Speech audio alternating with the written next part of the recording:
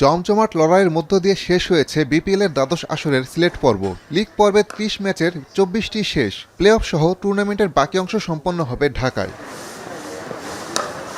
৬ দলের এই আসরে এরই মধ্যে প্লে অফ নিশ্চিত করেছে ৩ দল। ৮ ম্যাচের ৬টি জিতে সবার উপরে রাজশাহী ওয়ারিয়র্স। বাকি থাকা ২ ম্যাচের একটি জিতলেই শীর্ষ ২ থেকে প্লে অফে খেলতে পারবে দলটি। ২ নম্বরে থাকা চট্টগ্রাম রয়্যালসেরও সেরা ২-এ থাকার সম্ভাবনা বেশি। আর লিগ পর্বে এই দুই দলকে পেছনে ফেলতে হলে বাকি থাকা একটি ম্যাচ জিততেই হবে সিলেট টাইটান্সকে।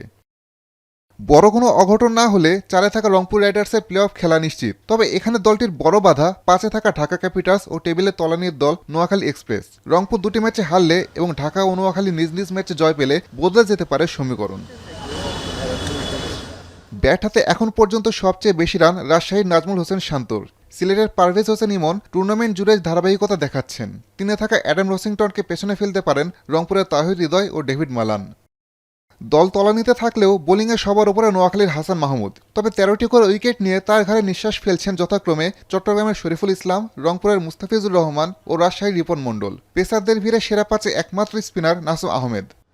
একদিকে প্লে অফ চূড়ান্ত করা 3 দলের মাঝে কোয়ালিফায়ারে জায়গা নিশ্চিতের লড়াই, অন্যদিকে বাকি 3 দলের মাঝে প্লে অফে জায়গা করে নেওয়ার যুদ্ধ। ব্যাটিং বা বোলিং বিভাগেও সেরা হতে হাড্ডাহাড্ডি প্রতিযোগিতা। ফাইনাল এগিয়ে আসার সাথে সাথে আরও আকর্ষণীয় ও প্রতিদ্বন্দ্বিতাপূর্ণ হওয়ার পথে দ্বাদশ বিপিএল। আসাদুজ্জামান লিটন, এখন।